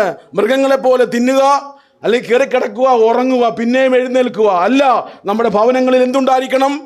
കുടുംബ പ്രാർത്ഥന. ഒന്ന്. ഇവിടെ ഒരു കാര്യം കൂടെ ഓർപ്പിക്കട്ടെ. A prayerless Christian is a powerless Christian. എന്താണ്? പ്രാർത്ഥനയില്ലാത്ത ക്രിസ്ത്യാനി ശക്തിയില്ലാത്ത ദുർബലനായ ഒരു വിശ്വാസിയാണ്. പ്രാർത്ഥനയാണ് നമ്മുടെ ശക്തിയുടെ സ്രോതസ്. അതുകൊണ്ട് കുടുംബത്തിൽ എന്തുണ്ടായിരിക്കട്ടെ? കുടുംബ പ്രാർത്ഥന. 2, വചനധ്യാനം. എല്ലാ ദിവസവും എന്ത് ചെയ്യണം? ദൈവത്തിന്റെ വചനം ധ്യാനിക്കണം. വചനം ഒരു കണ്ണാടി പോലാണ്. ദൈവത്തിന്റെ വചനം ഞാൻ മുമ്പേ ഓർപ്പിച്ചതുപോലെ നമ്മുടെ കാലിന് എന്താണ്? ദീപവും പാതയ്ക്ക് പ്രകാശവുമാണ്. അതുകൊണ്ട് വചനധ്യാനം ഏറ്റവും അത്യാവശ്യമായ കാര്യമാണ്. നമ്മുടെ ജീവിതത്തിൽ ഇല്ലെങ്കിൽ കർത്താവിൻ്റെ രണ്ടാമത്തെ വരവിന് ഒരുക്കപ്പെട്ടവരായിരിക്കണമെങ്കിൽ ഏറ്റവും പ്രധാനപ്പെട്ട കാര്യം എന്താണ്? ഈ വചനം ധ്യാനിക്കണം, വചനം വായിച്ച് ധ്യാനിക്കണം. 3, ആരാധനയും വിശുദ്ധ സംസർഗവും. എന്താണ്? ദൈവം നമുക്ക് നൽകിയിരിക്കുന്നത് ആരാധനയുടെ അനുഭവം. വിശുദ്ധ ദിവസം എന്താക്കല്ലേ? അലക്ഷ്യമാക്കരുത്. വിശുദ്ധ ദിവസത്തിന് വേറെ ഒരു കാര്യത്തിനും പോകാതെ ദൈവത്തെ ഒന്നിച്ച് ഒരു കോർപ്പറേറ്റ് ആയിട്ട് ദൈവമക്കളോട് ചേർന്ന് ദൈവത്തെ ആരാധിക്കുകയും ദൈവം കാൽവറിയിൽ കൂടെ ചെയ്ത ആ വലിയ യാഗത്തെ അനുസ്മരിക്കുന്ന ഒരു അനുഭവം ഉണ്ടാകണം. ഇങ്ങനെ വരുമ്പോഴാണ് കർത്താവിൻ്റെ രണ്ടാമത്തെ വരവിനെ കുറിച്ച് എന്ത് ചെയ്യും? ഓർത്തോണ്ടിരിക്കും. ഭവനത്തിലുണ്ട്, നിന്റെ കൂട്ടായ്മയിലുണ്ട്. ഇനിയും ഇങ്ങനെയുള്ള കൂട്ടായ്മകളിലും എന്താണ്? ഇങ്ങനെയുള്ള കൂട്ടായ്മകളിലും നമുക്കുള്ളത് ആ ഒരു അനുഭവമാണ്, അല്ലേ? ഈ റാന്നിയുടെ പ്രദേശത്ത് ഇങ്ങനൊരു കൂട്ടായ്മ ഉള്ളത് കൊണ്ട് എന്താണ്? കടന്നു വരുവാനും നമുക്ക് ദൈവത്തിൻ്റെതായിട്ടുള്ള വചനം കേൾക്കുവാനും കർത്താവിൻ്റെ വരവിനായിട്ട് നമ്മളെ തന്നെ ഒരുക്കുവാനുമായിട്ടുള്ള ഒരു അനുഭവമാണ്. അതുകൊണ്ട് 3, ഇങ്ങനെയുള്ള കൂട്ടായ്മകളിലേക്ക് നമ്മൾ കടന്നു വന്ന് ദൈവത്തിൻ്റെ സന്നിധിയിൽ, കർത്താവേ, നിന്റെ രണ്ടാമത്തെ വരവിനായിട്ടുള്ള ഒരുക്കത്തിനായി ഞാൻ എന്നെ തന്നെ സമർപ്പിക്കുന്നു. ഇവിടുത്തെ ഈ ഗാന ശുശ്രൂഷയും ഇവിടുത്തെ ഈ മധ്യസ്ഥ പ്രാർത്ഥനയും ഈ വചന ശുശ്രൂഷയും ഈ കൂട്ടായ്മയുടെ ബലവും നമ്മൾ തളർന്നിരിക്കുവാണെങ്കിൽ ആത്മീകമായിട്ട് നമുക്ക് പ്രചോദനം നൽകുന്ന അനുഭവങ്ങളാണെന്ന് രാത്രികാലം ഓർപ്പിക്കുകയാണ്. പലപ്പോഴും നമ്മൾ ഓരോ സഭകളെ നോക്കിയിട്ട് അല്ലെങ്കിൽ അതിൻ്റെ കെട്ടിടങ്ങളെ നോക്കിയിട്ട് പറയും അത് വലിയതാണ്, അല്ലേ? എന്നാൽ സ്വർഗത്തിൻ്റെ ദർശനത്തിൽ കൂടി ഞാനൊരു കാര്യം പറയട്ടെ. ഏതെങ്കിലും ഒരു സഭയുടെ കെട്ടിടത്തിൻ്റെ ഉള്ളിലുള്ള സീറ്റിംഗ് കപ്പാസിറ്റി കണ്ടുകൊണ്ടല്ല നമ്മൾ അതിൻ്റെ മഹത്വത്തെ കാണുന്നത്. പിന്നെന്താണ്? അവിടെയുള്ള ഓരോ വിശ്വാസിയെയും നിത്യതയുടെ തുറമുഖത്തേക്ക് എത്തിക്കുവാൻ അതിന് സാധിക്കുന്നുണ്ടെങ്കിൽ ചിന്തിക്കുക. ഈ ഒരു ചെറിയ കൂട്ടായ്മയിൽ കൂടി ഇവിടെ കടന്നു വരുന്ന ഓരോ വ്യക്തികളെയും നിത്യതയുടെ തീരത്തേക്ക് എത്തിക്കുവാൻ സാധിക്കുന്നുണ്ടെങ്കിൽ ഈ കൂട്ടായ്മ ദൈവത്തിൻ്റെ സന്നിധിയിൽ ഏറ്റവും പ്രശംസ അറിയിക്കുന്നതായിട്ടുള്ള അനുഭവമാണ്. ഇന്ന് രാത്രികാലം മറന്നു പോകരുത്. അതുകൊണ്ടാണ് ഇങ്ങനെയുള്ള കൂട്ടായ്മകൾക്കൊക്കെ ഈ കാലങ്ങളിൽ ധാരാളം പ്രസക്തമായിരിക്കുന്ന അനുഭവങ്ങളുള്ളത്. എന്താണെന്ന് ചോദിച്ചാൽ, ദൈവമേ, നിന്റെ വചനത്തിന് മുമ്പാകെ സമർപ്പിക്കുകയും ദൈവത്തിൻ്റെതായിട്ടുള്ള ആ നിത്യരാജ്യത്തിലേക്ക് ചേരുന്നതായിട്ടുള്ള അനുഭവം. അതുകൊണ്ട് ആ മഹത്വം നമുക്ക് ഏറ്റെടുക്കാം. ഏതാണ്? കർത്താവ് എനിക്ക് വേണ്ടി എന്നെ ചേർക്കുവാൻ, സഭയെ ചേർക്കുവാൻ വാനമേഘങ്ങളിൽ കടന്നു വരും. ഓരോ ദിവസവും ഇത് ധ്യാനിക്കുക. വചനധ്യാനത്തിൽ കൂടെയും പ്രാർത്ഥനയിൽ കൂടെയും കൂട്ടായ്മ ബന്ധത്തിൽ കൂടെ അത് മനസ്സിലാക്കുവാൻ ദൈവം നമ്മളെ ഓരോരുത്തരെയും സഹായിക്കട്ടെ എന്ന് പ്രാർത്ഥിക്കുന്നു. 3, നമ്മളിവിടെ കാണുന്നു, ദൈവം ഇങ്ങനെയുള്ള വിശ്വാസ സമൂഹത്തിന് അല്ലെങ്കിൽ ദർശനമുള്ളവർക്ക് നൽകുന്ന 3ാമത്തെ പ്രത്യേകത എന്താണെന്ന് ചോദിച്ചാൽ, തൻ്റെ വ്യാപാര ശക്തി കൊണ്ട് നമ്മുടെ താഴ്ചയുള്ള ശരീരത്തെ എന്ത് ചെയ്യുന്നു? മഹത്വമുള്ള ശരീരത്തോട് അനുരൂപമായി. അതിന് 3ാമത്തെ ഒരു പ്രത്യേകത എന്ന് പറയുന്നത് ഇവിടെ വളരെ വ്യക്തമായി പറയുന്ന ഒരു കാര്യം എന്താണെന്ന് ചോദിച്ചാൽ, the glory of the heavenly citizens. സ്വർഗീയ പൗരന്മാരുടെ മഹത്വം, അവർക്കൊരു മഹത്വം ഉണ്ടാകുന്ന ദിവസം ഉണ്ടാകും. മനസ്സിലായോ? നമ്മളുടെ ജീവിതത്തിൽ കർത്താവ് നമ്മളെ മഹത്വീകരിക്കുന്ന ഒരു ദിവസം ഉണ്ടാകുമെന്ന് പൗലോസ്ലീഹ ഇവരോട് പറയുകയാണ്. എന്ന അർത്ഥം എന്ന് പറഞ്ഞാൽ, ബൈബിളിൻ്റെ ഭാഷയിൽ അല്ലെങ്കിൽ വേദശാസ്ത്രത്തിൻ്റെ ഭാഷയിൽ പറഞ്ഞാൽ തേജസ്കരണം, മഹത്വീകരണം ആർക്കാണ്? സ്വർഗത്തിൻ്റെ പൗരന്മാരായി ജീവിക്കുന്ന ഹല്ലേലൂയ വിശ്വാസികൾക്കുള്ള ദൈവത്തിൻ്റെ ഏറ്റവും വലിയ സമ്മാനമാണ് ഈ ഒരു അനുഭവം. തൻ്റെ മഹത്വമുള്ള ശരീരത്തോട് എന്ത് ചെയ്യും? നമ്മുടെ താഴ്ചയുള്ള ശരീരത്തോട് ചേർത്ത് അതിനെ രൂപാന്തരപ്പെടുത്തുന്ന ഒരു ദിവസമുണ്ടാകും. വേഗത്തിൽ ഒന്ന് രണ്ട് കാര്യം പറയാൻ ആഗ്രഹിക്കുകയാണ്. ഒന്ന്, നമ്മുടെ രക്ഷയെക്കുറിച്ച് നമ്മൾ പഠിക്കുമ്പോൾ രക്ഷയ്ക്ക് 3 കാലമാണുള്ളത്. 3 കാലം. ഒന്ന് ഗതകാലം അല്ലെങ്കിൽ അതിൻ്റെ ഭൂതകാലം, അതിനാണ് നമ്മൾ നീതീകരണം എന്ന് പറയുന്നത്, ജസ്റ്റിഫിക്കേഷൻ. രണ്ടാമത് വർത്തമാനകാലം, അതാണ് സാങ്ക്ടിഫിക്കേഷൻ. നമ്മൾ ഓരോ ദിവസവും നമ്മുടെ ജീവിതത്തിൽ വരുന്നതായിട്ടുള്ള പാപത്തിൻ്റെ മാലിന്യങ്ങളെ എന്ത് ചെയ്യുക, അതിനെ കർത്താവായ യേശു ക്രിസ്തുവിൻ്റെ സന്നിധിയിൽ പോയി അവിടുത്തെ പുണ്യായ രക്തത്താൽ കഴുകൽ പ്രാപിക്കുന്ന ഒരു അനുഭവം. അത് ഈ വർത്തമാന കാലഘട്ടത്തിൻ്റെ ഒരു പ്രസക്തിയാണ്. എന്ത്? സാങ്ക്ടിഫിക്കേഷൻ. മൂന്നാമത് ഭാവി കാലത്ത് നടക്കുന്നതായിട്ടുള്ളൊരു സംഭവം, രക്ഷയുടെ 3ാമത്തെ തലം, അതാണ് ഗ്ലോറിഫിക്കേഷൻ, തേജസ്കരണം എന്ന് പറയുന്ന ദൈവമക്കൾക്ക് ദൈവം വെച്ചിരിക്കുന്ന മനോഹരമായ ജീവിതത്തിൻ്റെ അനുഭവം. ഇന്ന് രാത്രികാലം അത് മറന്നു പോകരുത്. നീതീകരണവും ഹല്ലേലൂയ, അത് ഓൾറെഡി ദൈവം നമുക്ക് വേണ്ടി എന്ത് ചെയ്തു? തൻ്റെ കാൽവറി ക്രൂശിലെ യാഗത്താൽ നമുക്ക് നേടിക്കാൻ തന്നിരിക്കുകയാണ്. ഇനിയും വർത്തമാനകാലത്തിൽ ജീവിക്കുന്ന നമ്മൾ എന്താണ്? നമ്മുടെ ജീവിതത്തിൽ ഓരോ ദിവസവും നമ്മുടെ ജീവിതത്തിൽ കടന്നു വരുന്നതായിട്ടുള്ള പാപങ്ങളെക്കുറിച്ചുള്ള അനുതാപത്തോടുകൂടെ ദൈവസന്നിധിയിൽ പോയി കഴുകൽ പ്രാപിച്ചുകൊണ്ട് ശക്തിയോടെ ജീവിക്കുന്നതിൻ്റെ ഒരു ഉദ്ദേശമുണ്ട്. ഒരു ദിവസം ഭാവി കാലത്ത് എന്തുണ്ടാകും? എൻ്റെ കർത്താവിൻ്റെ ദിവസത്തിൽ എൻ്റെ ഈ താഴ്ചയുള്ള ശരീരത്തെ എന്തു ചെയ്യും? തൻ്റെ മഹത്വമുള്ള ശരീരത്തോട് ചേർത്ത് മൗക്തീകരിക്കും. ഇതാണ് വചനം നൽകുന്ന വിശ്വാസത്തിൻ്റെ ഏറ്റവും കാതലായ മഹനീയമായ അനുഭവം. മറന്നു പോകരുത്. അതാണ് പൗലോസ് ഓർപ്പിക്കുന്നത്. എന്താണ്? കർത്താവിൻ്റെ ശരീരം പോലും മഹത്വകരമാകുന്ന അനുഭവത്തിലേക്ക് ദൈവം നമ്മളെ കൂട്ടിക്കൊണ്ടു പോകും. അതുകൊണ്ടല്ലേ പ്രിയമുള്ള ദൈവമക്കളെ, നമ്മുടെ പ്രിയപ്പെട്ടവർ നമ്മെ വിട്ട് കടന്നു പോകുമ്പോൾ ഏറ്റവും ദുഃഖകരമാകുന്ന ഒരു ശുശ്രൂഷയുടെ ഒരു അനുഭവമുണ്ട്. ആ കോഫിൻ ബോക്സിൽ ആ ശരീരവുമായി ചില സഭകളിൽ അത് ആരാധനാലയത്തിൽ വെച്ച് ചെയ്യും, ചിലയിടത്ത് സെമിത്തേരിയിൽ വെച്ച് ചെയ്യും. എവിടെ വെച്ച് ചെയ്താലും ചെയ്യുന്ന രീതി ഇതാണ്: നമ്മൾ സ്നേഹിച്ച, നമ്മെ സ്നേഹിച്ച, നമുക്ക് വേണ്ടി കരുതിയ, നമുക്ക് വേണ്ടി പ്രാർത്ഥിച്ചതായിട്ടുള്ള വ്യക്തികളുടെ ദേഹത്തേക്ക് ഒരു പിടി മണ്ണ് എടുക്കും. ആ മണ്ണ് എന്ത് ചെയ്യും? ശുശ്രൂഷ ചെയ്യുന്ന ദൈവദാസന്മാരെടുത്തിട്ട് ഇപ്രകാരം പ്രാർത്ഥിക്കും. എന്താണ്? നീ മണ്ണാകുന്നു, നീ മണ്ണിലേക്ക് ചേരും. ഈ മണ്ണിടുമ്പോൾ ഈ രൂപാന്തരത്തിൻ്റെതായിട്ടുള്ളൊരു അനുഭവം മനസ്സിൽ ധ്യാനിച്ച് പ്രാർത്ഥിച്ച് വിശ്വസിക്കുന്ന ഒരു ദൈവദാസന് നല്ല ഉറപ്പാണ്, ഈ മണ്ണിലേക്ക് ഇടുമ്പോൾ ഹല്ലേലൂയ, ദൈവത്തിൻ്റെ ദിവസത്തിൽ, കർത്താവിൻ്റെ ദിവസത്തിൽ അനേക വിശുദ്ധന്മാരോടുകൂടെ ഈ ഹല്ലേലൂയ മണ്ണിലേക്ക് പോയ ഈ ശരീരത്തെ ദൈവം രൂപാന്തരപ്പെടുത്തി മഹത്വീകരിക്കും, മാനിക്കുമെന്നതിന് യാതൊരു സംശയവുമില്ല. ഇതാണ് നമ്മുടെ ക്രിസ്തീയ വിശ്വാസത്തിൻ്റെ ഏറ്റവും വലിയ പ്രത്യേകത. നമ്മൾ ജീവിതത്തിൽ നമ്മുടെ ഏറ്റവും വേണ്ടപ്പെട്ടവർ നമ്മളെ വിട്ട് കടന്നു പോകുമ്പോൾ, ഇല്ലേ? ഞാനൊരു അനുഭവം പറയട്ടെ. 2014 കാലഘട്ടങ്ങളിൽ ഞാൻ പാലക്കാടിൻ്റെ പ്രദേശത്ത് ശുശ്രൂഷ ചെയ്യുമ്പോൾ അവിടെ ഒരു കുടുംബത്തിൽ വന്നുപോയ ഒരു പ്രതിസന്ധി. ആ പ്രതിസന്ധി ഇതാണ്: അവിടെയുള്ള ആ സഹോദരി, 36 വയസ്സ് മാത്രം പ്രായമുള്ള സഹോദരി, അവരുടെ ജീവിതത്തിൽ താൻ പ്രിയം വെച്ചതായിട്ടുള്ള എൻ്റെ ഭർത്താവ് 39ാമത്തെ വയസ്സിലാണെന്ന് തോന്നുന്നു, അദ്ദേഹം ഈ ഭൂമിയിൽ നിന്ന് യാത്ര പറയുകയാണ്. 2 കുഞ്ഞുങ്ങൾ. അത് മാത്രവുമല്ല, കോടാനുകോടി രൂപയുടെ ബാധ്യത. നിങ്ങളൊന്ന് സങ്കല്പിച്ച് നോക്കിക്കേ. ഒരു സഹോദരി 2 മക്കളെ വളർത്തണം. ഈ ഇത്രയും വലിയ ബാധ്യതയ്ക്ക് എന്ത് ചെയ്യണം? അവർ ഉത്തരം പറയണം. ധാരാളം കടക്കാർ അവരുടെ ഭവനത്തിലേക്ക് ഇത് അറിഞ്ഞു കടന്നു വന്നു. അവർക്ക് നിക്കക്കളി ഇല്ലാതെ വരുന്നൊരു അനുഭവം. അന്ന് ദൈവമക്കളായി ഞങ്ങൾ ചെയ്യുന്നൊരു കാര്യം, എല്ലാ ദിവസത്തെ ഞായറാഴ്ചത്തെ ശുശ്രൂഷ കഴിയുമ്പോഴും അവിടേക്ക് കടന്നു ചെല്ലും, അവരോടൊപ്പം ഇരിക്കും, വചനത്തിൽ കൂടെ സംസാരിക്കും, അവർക്ക് വേണ്ടി പ്രാർത്ഥിക്കും. അങ്ങനെ ഒരു ദിവസം ആ ശുശ്രൂഷയുടെ മധ്യത്തിൽ സഹോദരി എന്നോട് പറഞ്ഞു, അച്ഛാ, എനിക്കൊരു അനുഭവ സാക്ഷ്യം പറയാൻ സമയം തരണം. ഞാൻ പറഞ്ഞു, സമയം എടുത്താട്ടെ. അവർ പറഞ്ഞൊരു കാര്യം, എൻ്റെ ദിവസത്തിൽ എന്താണെന്ന് ചോദിച്ചാൽ, ഞങ്ങളെ വിവാഹം ചെയ്തതായിട്ടുള്ള അച്ഛൻ പറഞ്ഞു തന്നൊരു കാര്യം, നിങ്ങളുടെ 2 പേരുടെയും തല ആരാണ്? ക്രിസ്തുവാണ്. സ്ത്രീയുടെ തല പുരുഷൻ. എന്നാൽ കഴിഞ്ഞ ദിവസങ്ങളിൽ എൻ്റെ തലയെ എന്തു ചെയ്തു? ദൈവം അങ്ങോട്ട് വിളിച്ചു. ഇനി ഞങ്ങളുടെ തല ആരാണ്? ക്രിസ്തുവാണ്. ആ വിശ്വാസമാണ്. അതായത് എനിക്ക് തന്ന തലയെ ദൈവം മാറ്റിയെങ്കിൽ ക്രിസ്തുവാകുന്ന തലയിൽ ഞങ്ങൾ എന്തു ചെയ്യുകയാണ്? അടിയുറച്ച് വിശ്വസിക്കുകയാണ്. 10 കൊല്ലത്തിന് ശേഷം കഴിഞ്ഞ വർഷം ഞാനൊരു ശുശ്രൂഷയ്ക്ക് വേണ്ടി വീണ്ടും അവിടെ പോയപ്പോൾ ഈ സഹോദരി 2 മക്കളുമായിട്ട് കടന്നു വന്ന്, മക്കളൊക്കെ ഇന്ന് വളരെ മിടുക്കരായിട്ട് ദൈവം അവർക്ക് കൊടുത്തിരിക്കുന്നതായിട്ടുള്ള പ്രാഗൽഭ്യത്തോട് പഠിച്ച് മുമ്പോട്ട് പോയി തങ്ങളുടെ ജീവിതത്തിൻ്റെ പ്രതിസന്ധികളൊക്കെ മാറിക്കൊണ്ടിരിക്കുമ്പോഴും ആ സഹോദരി പറഞ്ഞ ആ മഹത്വത്തിൻ്റെ ഒരു അനുഭവമുണ്ട്. എൻ്റെ കർത്താവ് എന്തു ചെയ്യും? ഞങ്ങളെ മഹത്വീകരിക്കുമെന്നുള്ളത്. അത് ജീവിതത്തിൽ ഓർത്തുകൊള്ളുക. കർത്താവ് നമ്മളെ കൈവിടും ഭയപ്പെടുന്നവനായിട്ടുള്ള ദൈവമല്ല. അതുകൊണ്ടാണ് ഇന്ന് രാത്രികാലം ഫിലിപ്പിയ സഭയിലുള്ള ദൈവമക്കളോട് പൗലോസ്ലീഹ പറയുന്നത് എന്താണ്? വളരെ വ്യക്തമായി അവരെ ഓർപ്പിക്കുന്നു, ഒരു മഹുദ്ധീകരണം നമുക്ക് ഉണ്ട്. അതുകൊണ്ടാണ് നമ്മൾ ധൈര്യത്തോടുകൂടെ നമ്മുടെ പ്രിയപ്പെട്ടവർ നമ്മളെ വിട്ടു പോകുമ്പോൾ അവരെ എവിടേക്ക് ഏൽപ്പിക്കുന്നത്? ദൈവത്തിൻ്റെ കരങ്ങളിലേക്ക് ഏൽപ്പിക്കുന്നത്.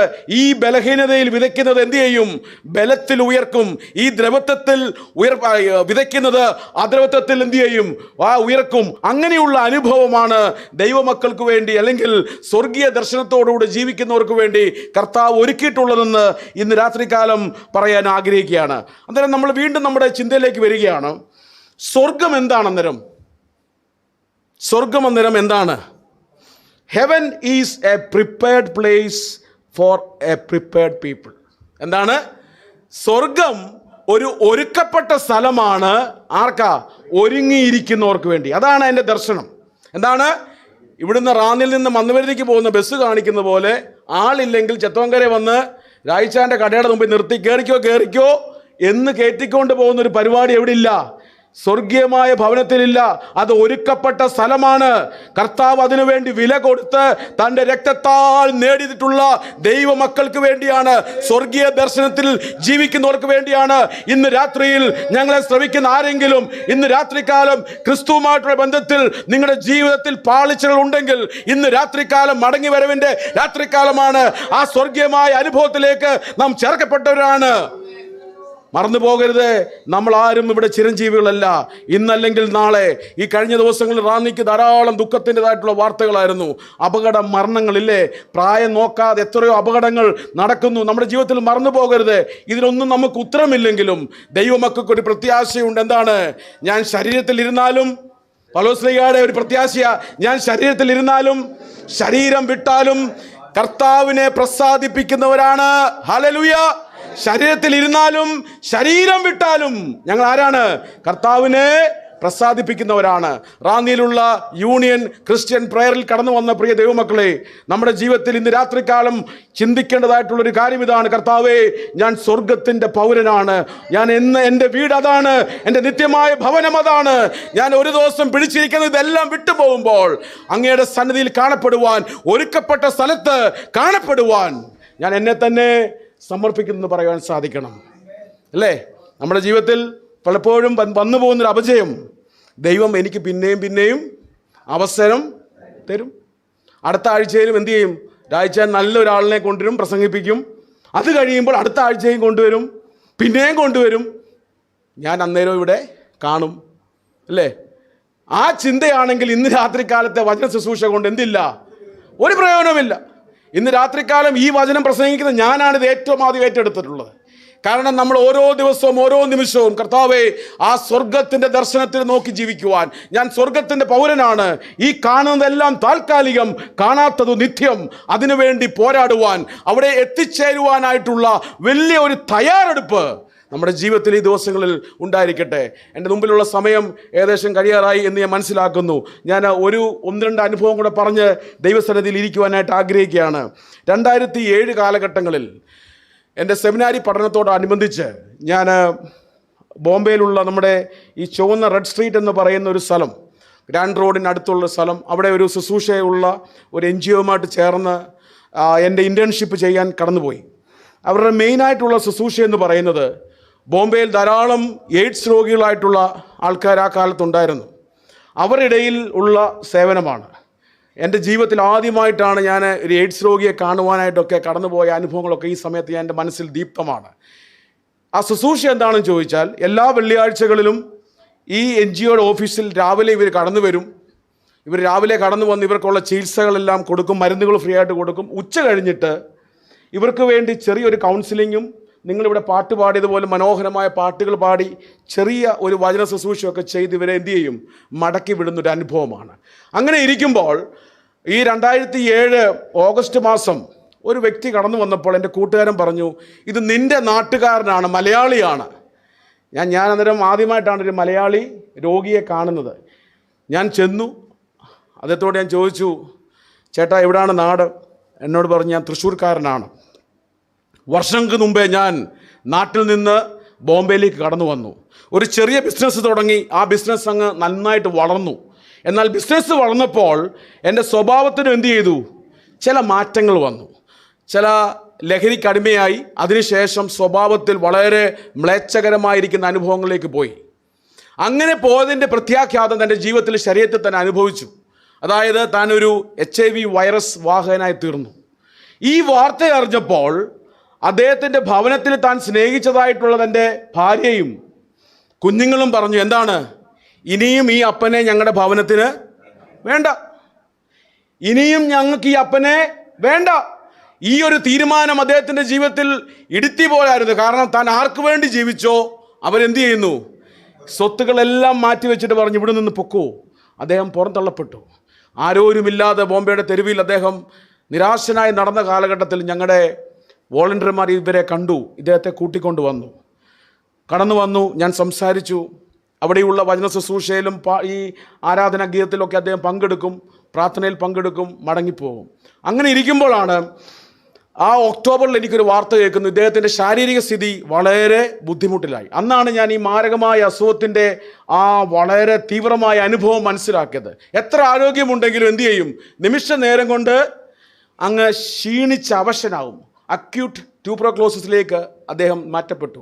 വളരെ ബുദ്ധിമുട്ട്. ബോംബെയിലെ JJ ഹോസ്പിറ്റലിൽ ഒരു പ്രത്യേകം വാർഡാണ് ഇവർക്ക് വേണ്ടി ഒരുക്കിയിരിക്കുന്നത്. അവസാന സമയമാണെന്ന് മനസ്സിലാക്കി ആ വാർഡിൽ ഈ മനുഷ്യനെ, സലീം എന്ന് പറയുന്ന ഈ വ്യക്തിയെ അവിടെ അഡ്മിറ്റ് ചെയ്തപ്പോൾ കൂടെ നിൽക്കുവാൻ ആരുമില്ല. എൻ്റെ കൂട്ടുകാരൻ വോളണ്ടിയർ അദ്ദേഹം കടന്നുപോയി. പ്രത്യേകമായ മാസ്കൊക്കെ കൊടുത്ത് അദ്ദേഹത്തിനെ ആ വാർഡിൽ അവരവിടെ പാർപ്പിച്ചു. അങ്ങനെ ഇരിക്കുമ്പോൾ 2 ദിവസം കഴിഞ്ഞപ്പോൾ ഞങ്ങൾക്കൊരു വാർത്ത കിട്ടി, സലീം എന്ത് ചെയ്തു? സലീം ഈ ലോകത്തോട് യാത്ര പറയുകയാണ്. വളരെ ദുഃഖകരമായിട്ടുള്ളൊരു വാർത്തയാണ്. കാരണം ഓരോ ആഴ്ചകൾ ചെല്ലുമ്പോഴും ഓരോ പേഷ്യൻറ്റിൻ്റെ മരണം കേൾക്കുമ്പോൾ ഞങ്ങൾക്ക് വേദനയാണ്. കാരണം കഴിഞ്ഞ ആഴ്ച ഞങ്ങൾ ശുശ്രൂഷിച്ച, ഞങ്ങൾ പ്രാർത്ഥിച്ച, അല്ലെങ്കിൽ കൗൺസിൽ ചെയ്ത ആൾ എന്തില്ല? ഞങ്ങളുടെ കൂടെ ഇല്ല. ഈ സലീമിൻ്റെ ഈ അവസാനത്തെ ആ സമയത്തെക്കുറിച്ച് ഞാൻ എൻ്റെ കൂട്ടുകാരനോട് ചോദിച്ചു. ഞാൻ ഈ കഴിഞ്ഞ നാളുകളൊക്കെ കടന്നു പോകുന്ന അനേക പ്രസംഗവേദിയിൽ ധൈര്യത്തോട് ഞാൻ പറയുന്ന ഒരു അനുഭവ സാക്ഷ്യമാണ്. സലീം തൻ്റെ ജീവിതത്തിൻ്റെ അവസാനത്തെ സമയമായപ്പോൾ എൻ്റെ ഈ കൂട്ടുകാരനെ ചേർത്ത് പിടിച്ചിട്ട് പറഞ്ഞു, എൻ്റെ മുമ്പിൽ മരണം ഇതാ വന്ന് നിൽക്കുകയാണ്. കഴിഞ്ഞകാല എൻ്റെ ജീവിതത്തിൻ്റെ അനുഭവങ്ങൾ കൊണ്ട്, തെറ്റായിട്ടുള്ള പ്രവണതകൾ കൊണ്ട് ഞാൻ HIV എന്നുള്ള ഈ മാരകമായിട്ടുള്ള ഈ അസുഖത്തിന്, എയ്ഡ്സ് എന്നുള്ള അസുഖത്തിന് ഞാൻ അടിമയാണ്. എന്നാൽ കഴിഞ്ഞ കാലങ്ങളിൽ ഈ കർത്താവിനെ അറിയുവാനും നിങ്ങളുടേതായിട്ടുള്ള സ്നേഹഭൂഷണമായ ശുശ്രൂഷകൾ സ്വീകരിച്ചുകൊണ്ട് ഇന്ന് ഞാൻ മരിക്കുവാൻ പോകുന്നതിന് മുമ്പേ ഞാൻ പറയുന്നതായിട്ടുള്ള എൻ്റെ മരണമൊഴി ഇതാണ്, മരണസാക്ഷ്യം ഇതാണ്. ഈ HIV വൈറസിന് എൻ്റെ ശരീരത്തിലുള്ള ഓരോ കോശങ്ങളെ തിന്ന് തീർക്കുവാൻ സാധിച്ചിട്ടുണ്ടെങ്കിലും ഇന്ന് ഈ സമയത്ത് എനിക്കൊരു പ്രത്യാശയുണ്ട്. എൻ്റെ ആത്മാവിനെ അത് തൊടുവാൻ സാധിച്ചിട്ടില്ല. എൻ്റെ ആത്മാവ്, ഞാൻ സ്നേഹിച്ച എൻ്റെ കർത്താവ് എൻ്റെ യേശുവിൻ്റെ കൂടെയാണെന്നുള്ള അത്ഭുതകരമാകുന്ന സാക്ഷ്യം. പ്രിയമുള്ള ദൈവമക്കളെ, എൻ്റെ ജീവിതത്തിൽ ഇന്നും ആ സാക്ഷ്യം ദീപ്തമായിരിക്കുകയാണ്. ശരീരം മുഴുവൻ തീർന്ന് മരിക്കുവാൻ പോകുമ്പോൾ ദൈവം അദ്ദേഹത്തിന് കൊടുത്ത ആ ദീപ്തമായിട്ടുള്ള അനുഭവം ഇതാണ്. നിന്റെ ആത്മാവ് നീ പ്രിയം വെച്ചതായിട്ടുള്ള കർത്താവിൻ്റെ സന്നിധിയിൽ ഉണ്ടാകും. നിന്റെ ഈ എയ്ഡ്സ് ബാധിച്ചതായിട്ടുള്ള ശരീരവും കർത്താവിൻ്റെ ദിവസത്തിൽ എന്ത് ചെയ്യും? ഈ താഴ്ചയുള്ള ശരീരത്തെ തൻ്റെ മഹത്വമുള്ള ശരീരത്തോട് രൂപാന്തരപ്പെടുത്തും. പ്രിയമുള്ള ദൈവമക്കളെ, ഇന്ന് രാത്രികാലം ഈ സത്യങ്ങൾ അറിഞ്ഞുകൊണ്ട് വേണം നമ്മൾ ഈ ഭൂമിയിൽ ജീവിപ്പാൻ. നമ്മൾ എല്ലാ ദിവസവും എന്താണ് നമ്മൾ ജീവിച്ച് ഇങ്ങനെ അങ്ങ് കാലം പോക്കുകയല്ല. കർത്താവെ, ഞാൻ സ്വർഗത്തിൻ്റെ പൗരനാണ്, അതിൻ്റെതായിട്ടുള്ള വെളിച്ചത്തിൽ ജീവിപ്പാൻ, അതിൻ്റെ ശക്തിയിൽ ജീവിപ്പാൻ, അതിൻ്റെ ശക്തിയിലും ദർശനത്തിലും ജീവിപ്പാൻ നീ എന്നെ സഹായിക്കണമേ എന്ന് നമുക്ക് ദൈവത്തോട് പ്രാർത്ഥിക്കാം. നമ്മൾ ആദ്യം ചോദിച്ച 4 ചോദ്യത്തിലേക്ക് നമ്മൾ മടങ്ങി വരികയാണ്. ഒന്നാമത്തെ ചോദ്യം എന്തായിരുന്നു? ഞാൻ ആരാണ്? നീ എന്നല്ല, ഞാൻ. നമ്മൾ ചോദിക്കുന്ന ചോദ്യം അതാ, നീ ആരാണെന്ന് പലപ്പോഴും ചോദിക്കുന്നത്. നീ ആരാടാന്ന്, അതല്ല, ഞാൻ ആരാണ്. ഇന്ന് രാത്രിയിൽ വചനം പറയുന്നു, I am a child of God. ഞാൻ ആരാണ്? യേശു കർത്താവിൻ്റെ മകനാണ്, മകളാണ്. ഈ ഉറപ്പ് കിട്ടിയിട്ട് ഇന്ന് ഇവിടെ നിന്ന് പടിവിട്ട് പോകാവുള്ളൂ. എന്താണ്? ഞാൻ ആരാണ്? ഞാനൊരു സാധാരണക്കാരനല്ല, ഞാൻ ക്രിസ്തുവിൻ്റെ മകനാണ്. ഈ ഉറപ്പായിരിക്കണം. നമ്മൾ ക്രിസ്തുവിൻ്റെ മക്കളെങ്കിൽ എന്താണ്? ദൈവത്തിൻ്റെ അവകാശികളും ക്രിസ്തുവിന് കൂട്ടവകാശികൾ. ഈ ഉറപ്പിലാണ് പോകുന്നത്. റാന്നിയിൽ ദൈവം വേർതിരിച്ചവരാണ് നമ്മൾ, സാധാരണക്കാരല്ല കേട്ടോ. ലോകം പറയുമായിരിക്കും നിസ്സാരക്കാരാണെന്ന്. ഈ സാധാരണക്കാരെ കൊണ്ടാണ് ദൈവം എന്ത് ചെയ്യുന്നത്? അസാധാരണമായിട്ടുള്ള അനുഭവങ്ങൾ തീർത്തെടുക്കുന്നത്. ഒന്നാമത്തെ ചോദ്യത്തിനുള്ള ഉത്തരം, I am a child of God. ഞാൻ ദൈവത്തിൻ്റെ മകനാണ്. രണ്ടാമത്തെ ചോദ്യം എന്താ? Where do I belong? ഞാൻ എവിടെയുമായിട്ട് ബന്ധപ്പെട്ട് നിൽക്കുക? I belong to heaven. ഞാൻ എവിടേക്ക് നിന്നല്ല, ഞാൻ ഭൂമിയിൽ താമസിച്ചാലും ഞാൻ എവിടെ ബന്ധപ്പെട്ട് നിൽക്കുന്ന ആളാ? സ്വർഗവുമായിട്ട് ബന്ധപ്പെട്ട് നിൽക്കുന്ന സ്വർഗത്തിന്റെ പൗരനാണ്. ഇന്ന് രാത്രികാലം അത് ഏറ്റെടുക്കണം. ഇത് താൽക്കാലികമാണ്. ഞാൻ സ്വർഗത്തിന്റെ പൗരനാണ്. I belong to heaven. ഇന്ന് രാത്രികാലം ആരെങ്കിലും ആ അനുഭവത്തിലില്ലെങ്കിൽ, ജീവിതത്തിൽ ദൈവസന്നിധിയിൽ നമ്മുടെ കണ്ണുകൾ അടയ്ക്കുമ്പോൾ എന്ത് ചെയ്യണം? ആത്മാർത്ഥമായി പ്രാർത്ഥിക്കണം. കർത്താവേ, അവനെ കൈക്കൊണ്ട് അവൻ്റെ നാമത്തിൽ വിശ്വസിക്കുന്ന ഏവർക്കും ഇത് സൗജന്യ രക്ഷയുടെ അനുഭവമാണ്. ഏറ്റെടുത്ത് ആത്മാർത്ഥമായി പ്രാർത്ഥിച്ചാൽ മാത്രം മതി. എന്താണ്? അവനെ കൈക്കൊണ്ട് അവൻ്റെ നാമത്തിൽ വിശ്വസിക്കുന്ന ഏവർക്കും ദൈവമകനാകുവാൻ, മകളാകുവാനായിട്ടുള്ള അനുഭവം. മൂന്നാമത്തെ ചോദ്യം എന്തായിരുന്നു? What do I live for? ഞാൻ എന്തിനു വേണ്ടിയാണ്? അതൊരു ചോദ്യമാണ്. ജീവിതത്തിന്റെ ഉദ്ദേശം എന്താണ്? I live for the glory of God. ദൈവത്തിന്റെ മഹത്വത്തിന് വേണ്ടിയാണ് ഞാൻ എന്ത് ചെയ്യുന്നത്? അത് കുടുംബജീവിതത്തിലാണെങ്കിലും, എൻ്റെ ബിസിനസ്സിലാണെങ്കിലും, എൻ്റെ ജോലി രംഗങ്ങളിലാണെങ്കിലും, എൻ്റെ പഠനത്തിലാണെങ്കിലും, എൻ്റെ ശുശ്രൂഷയിലാണെങ്കിലും, എവിടെയാണെങ്കിലും എൻ്റെ ഉദ്ദേശം എന്താണ്? I live for the glory of God. ദൈവത്തിന്റെ മഹത്വത്തിന് വേണ്ടിയാണ് ഞാൻ ജീവിക്കുന്നത്. കാര്യം എന്താ? അതിന്റെ ഉത്തരം മൂന്നാമത്തെ അർത്ഥത്തിൽ തളർത്തി കിടപ്പുണ്ട്. എന്താണ് അർത്ഥം? അതായത് നീ ദൈവത്തെ മഹത്വപ്പെടുത്തുമ്പോൾ നിന്നെ ആത്യന്തികമായി മഹത്വീകരിക്കുന്ന ഒരു ദൈവമുണ്ട്. ഹല്ലേലൂയ. നീ ദൈവത്തെ മഹത്വപ്പെടുത്തുമ്പോൾ നിന്നെ ആത്യന്തികമായി മഹത്വീകരിക്കുന്ന ഒരു ദൈവം. നാലാമത്തെ ചോദ്യം എന്താണെന്ന് ചോദിച്ചാൽ, where am I going after this life? എവിടേക്കാ പോകുന്നത്? നിത്യതയിൽ ക്രിസ്തുവിനോട് കൂടെ യുഗായുഗമായി. പറഞ്ഞറിയിക്കുവാൻ വാക്കുകളില്ല പ്രിയ ദൈവമക്കളെ. എന്നാൽ ഇത് രാത്രികാലം നമ്മുടെ കണ്ണുകളെ ദൈവത്തിൽ അടയ്ക്കുമ്പോൾ, ദൈവമക്കളെ, നമ്മൾ ഇന്നൊരു ചെറിയ കൂട്ടമല്ല. ലോകത്തിൻ്റെ വിവിധ ഭാഗങ്ങളിൽ നമ്മളോട് ചേരുന്നൊരു വലിയ കൂട്ടമുണ്ട്. ഈ വചന ശുശ്രൂഷ കേൾക്കുന്ന, ഞങ്ങളെ ശ്രവിക്കുന്ന പ്രിയ ദൈവമക്കളെ, പൗലോസ് ശ്ലീഹ ഫിലിപ്പിയ സഭയ്ക്ക് കൊടുത്തിരിക്കുന്ന ആത്മീകമായ ദർശനം ഇതാണ്: നമ്മൾ സ്വർഗത്തിൻ്റെ പൗരന്മാരാണ്. അതുകൊണ്ട് നമ്മൾ ഉയരത്തിലുള്ളത് ചിന്തിച്ചുകൊണ്ട് ഓരോ ദിവസവും നിത്യതയുടെ വെളിച്ചത്തിൽ ജീവിപ്പാൻ ഹല്ലേലൂയ കർത്താവ് നൽകുന്ന ഉദ്ബോധനം നമുക്ക് ഏറ്റെടുക്കുവാം. നമ്മൾ ഇരിക്കുന്ന സ്ഥലത്തുനിന്ന് എഴുന്നേറ്റ് നിന്നുകൊണ്ട് നമ്മൾ പാടി ദൈവത്തെ ഒന്ന് മഹത്വപ്പെടുത്തുവാനായിട്ട് നമുക്ക് 1-2 മിനിറ്റ് എടുക്കാം. അറിയാവുന്ന ഒരു ഗാനമാണ് ലോകേ ഞാനൻ ഓട്ടം തികച്ചു. നമ്മൾ ഈ പാട്ട് പാടുമ്പോൾ ഒരു താളത്തിൽ പാടിപ്പോകുവാനല്ല, അതിലെ വരികൾ പറയുന്നത് പോലെ ഒരു ദിവസം നമ്മൾ നാഥൻ പേർക്കായി സേവ ചെയ്തിട്ടുള്ളതെല്ലാം നാഥൻ മാനിക്കുന്ന ഒരു ദിവസമുണ്ട്. അതുകൊണ്ട് അവന് വേണ്ടി ആ ഓട്ടം തന്നിരിക്കുന്ന ഓട്ടം സ്ഥിരതയോടുകൂടി ഓടിത്തീർക്കുവാൻ കർത്താവേ, ഞാൻ എന്നെ തന്നെ സമർപ്പിക്കുന്നു പറയാൻ സാധിക്കട്ടെ. പ്രിയ കൊയറിനോട് ചേർന്ന് നമുക്ക് ദൈവത്തെ പാടാം. ദൈവത്തിന്റെ പരിശുദ്ധമായ നാമത്തിന് സകല മഹത്വവും.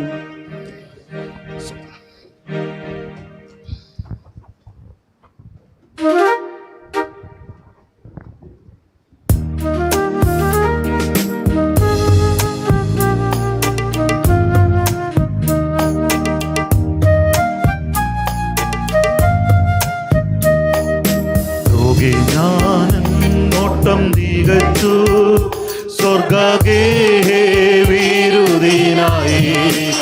ലോകേ ഞാനൻ ഓട്ടം തികച്ചു സ്വർഗേ വിരുദിനായി. പറന്നീ പരനേശ്വരാജൻ സന്നിധോ പറന്നീരും ഞാൻ പരനേശ്വരാജൻ സന്നിധോ ദൂതസംഗമാകവേ എന്നെ സദാ സന്നദ്ധരായി നിന്നിടുന്നേ. ശുഭ്രവസ്ത്രന്റെ മുൻപിൽ ഹല്ലേലൂയ പാടിടും ഞാൻ. ശുഭ്രവസ്ത്രധാരിയായി എന്റെ പ്രിയന്റെ മുൻപിൽ ഹല്ലേലൂയ പാടിടും ഞാൻ. ഏറെ നാളായി കാണാനായി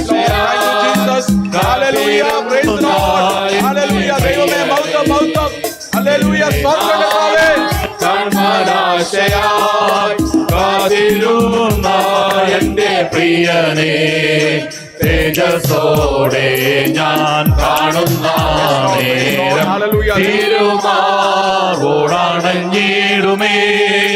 തേജസ്സോടെ ഞാൻ കാണുന്ന നേരം തിരുമാറോടണഞ്ഞിടുമേ. ദൂതസംഗമാകവേ എന്നെ എതിരേൽക്കുവാൻ സദാ സന്നദ്ധരായി നിന്നിടുന്നേ. ശുഭ്രവസ്ത്രധാരിയായി എന്റെ പ്രിയന്റെ Hallelujah, praise the Lord. Hallelujah പാടിടും ഞാൻ ശുഭ്രവസ്ത്രധാരിയായി എന്റെ പ്രിയന്റെ മുൻപിൽ ഹല്ലേലൂയ പാടിടും ഞാൻ നാഥൻ പേർക്കായി സേവ ചെയ്തതാ Amen. നാഥനെ മാനിക്കുവാനാ നാഥൻ പേർക്കായി സേവ ചെയ്തതാ താതനെ മാനിക്കുവാനാ തരുമോരോരോ ബഹുമാനങ്ങൾ വിളങ്ങിടും കിരീടങ്ങളാ തരുമോരോരോ ബഹുമാനങ്ങൾ വിളങ്ങിടും കിരീടങ്ങളാൽ ദൂതസംഗമാകവേ എന്നെ എതിരേൽക്കുവാൻ സദാ സന്നദ്ധരായി നിന്നിടുന്നേ ശുഭ്രവസ്ത്രധാരിയായി എന്റെ പ്രിയന്റെ മുൻപിൽ ഹല്ലേലൂയ പാടിടും ഞാൻ ശുഭ്രവസ്ത്രധാരിയായി എന്റെ പ്രിയന്റെ മുൻപിൽ ഹല്ലേലൂയ പാടിടും ഞാൻ കൈകളാൽ തീർക്കപ്പെടാത്തതാ പുതുശാലേം നഗരമതിൽ കൈകളാൽ തീർക്കപ്പെടാത്തതായി പുതുശാലേം നഗരമതിൽ സദാകാലം ഞാൻ മണവാട്ടിയായി പരനോടു കൂടെ വാഴുമേ സദാകാലം ഞാൻ മണവാട്ടിയായി പരനോടു കൂടെ വാഴുമേ ദൂതസംഗമാകവേ എന്നെ എതിരേൽക്കുവാൻ സദാ സന്നദ്ധരായി നിന്നിടുന്നേ ശുഭ്രവസ്ത്രധാരിയായി എന്റെ പ്രിയന്റെ മുൻപിൽ ഹല്ലേലൂയ പാടിടും ഞാൻ ശുഭ്രവസ്ത്രധാരിയായി എന്റെ പ്രിയന്റെ മുൻപിൽ ഹല്ലേലൂയ പാടിടും ഞാൻ